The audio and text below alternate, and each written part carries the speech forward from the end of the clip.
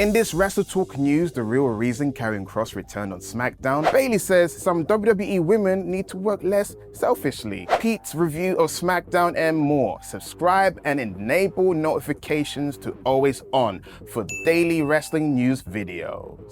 Hi, it's me, Sat E. Nyangi, here to stimulate the juices of your wrestling fandom. You may know me from doing the NXT podcast review on the WrestleTalk podcast channel, or not, because no one's watching it, and that's why we're cancelled, and I'm here, or competing in a Jam in a Jar ladder matches, and now I'm going to be helping out on the WrestleTalk news every so often. So be nice to me, otherwise I'll smack you in the teeth. Kidding, reportedly. Support WrestleTalk!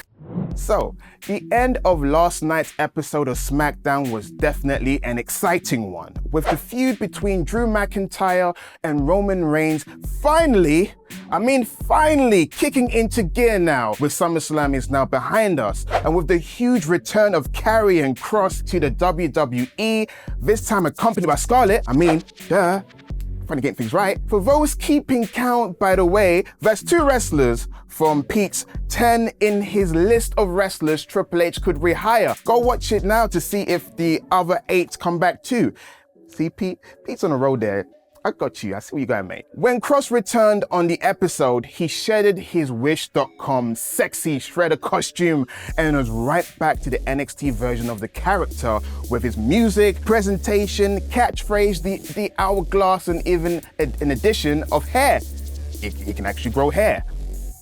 Great for him. With him being inserted right into the main event scene with Drew and Roman, could this lead to a triple threat match between the 3 at Clash at the Castle? Which, by the way, we're doing a watch party for. Link in the description. Well, there's some very interesting story on that front, as Fightful Select is reporting that one of the pitches they've heard for Kross in his return is to be inserted into the title match with Roman Reigns, but only for one of the world titles, not both, which is great, because both titles are held hostage. But Fightful was reportedly also told that the USA Network had informed WWE that they wanted a top title featured on Raw more often, as Roman Reigns is rarely seen on their shows these days. One pitch from the USA Network was reportedly even for an interim title. Have I heard that before? But that may not have been taken seriously by WWE, and we know why. Which makes sense because it's an interim title for what? Roman being a part-timer?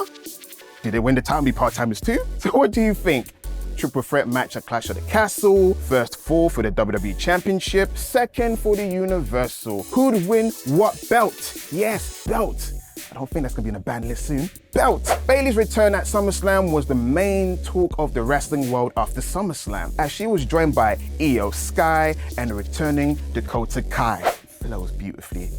Wow, it was great. She recently appeared on the After the Bell podcast and had some interesting thoughts about her vision for women's wrestling now that Vince McMahon is gone. It's going to be a long road, just putting things together and just trying to show certain people or try to get the whole locker room on the same page. If we worked a little less selfishly, if we kind of see the bigger picture, I don't even know how to answer it without calling people out. There's a fine line of fighting for what you believe in and then trying to make the best out of every situation. I think I could calm people in a locker room and help them to grow. She goes on to talk about how they're trying to prove you're worthy to the management can sometimes turn the women against each other, and they need to unify for the betterment of women's wrestling as a whole. But that line of people working less selfishly and there being a fine line between fighting for what you believe in and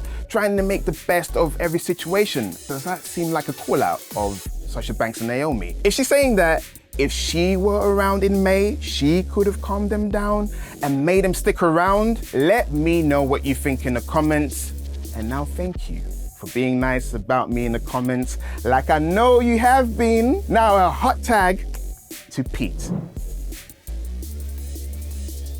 Thank you for being awesome pledge hammers on our Patreon page, Double L, Liam Leonard, and Mad Mac the Meat Father. You can get your own shout out and loads of extra bonus content by visiting us at patreon.com/WrestleTalk.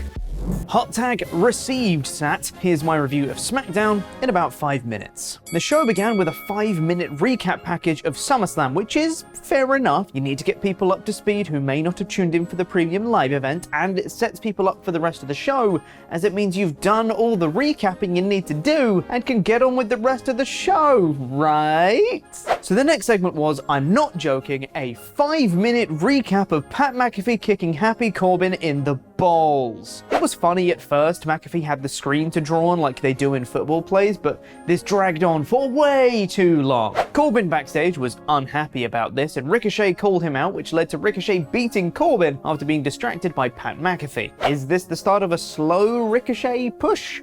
I hope so. The man deserves something a bit more solid. Pat McAfee and Ricochet threw a football to each other, and then Shinsuke Nakamura entered and Pat McAfee went typically nuts for it. Look, I like Pat McAfee in small doses, but this show so far was very Pat heavy, and he grates on me after a while. Nakamura faced Ludwig Kaiser for a third time, for some reason, and it was a fine match. Nakamura won with the Kinshasa, and he'll be facing Gunther for the Intercontinental Championship next week. After a recap of the Viking Raiders beating the New Day last week, Kofi Kingston did a happy promo backstage saying Woods was fine, he'll be back soon, don't worry. Oh, alright then. I thought you'd be like, upset or something. Cool. Liv Morgan came out to the ring to do a promo and was booed and had a chorus of "You tapped out" chants against her through her promo. Well done, WWE, you turned her heel. I think the SummerSlam finish to her match was a well-executed spot in terms of timing and such, but I really don't think it's helped Morgan at all. Up next was a gauntlet match to determine Liv Morgan's opponent at Clash at the Castle, and when I saw Shayna Baszler was in the lineup, I was hoping this meant the return of NXT Shayna, because she was amazing. And while we didn't exactly get that, the rampage through the other competitors that I wanted, she did win in the end after Sonya Deville bested Aaliyah, but was then beaten by Raquel Rodriguez, who was the Iron Woman, putting away Sonya, Shotzi, Xia Li, and Natalya before succumbing to Shayna. The finish was also a little weird to me though, in that Shayna had the Kirifuda locked in, Raquel managed to counter it and roll up Shayna, but then Shayna countered that roll up to win? I'm not sure why after Raquel had been through 4 other competitors you couldn't just have her pass out in the Kirifuda to make Shayna look stronger, but it's not the worst, I suppose. I did think the individual matches in this gauntlet ran a little short though. I think it's a great idea to do a gauntlet, but if you're going to, you should probably dedicate more time to it, as this just kind of felt like a bunch of squash matches in a row, rather than competitive matches, which would help get over different characters and Raquel's struggle to overcome them all. The Viking Raiders squashed local competitors Jim Mulkey and Tommy Gibson before the Raiders were attacked by an emotional and fired up Kofi Kingston with a kendo stick, avenging his poor friend Xavier Woods. Wait, I thought you were chill and happy backstage. Huh.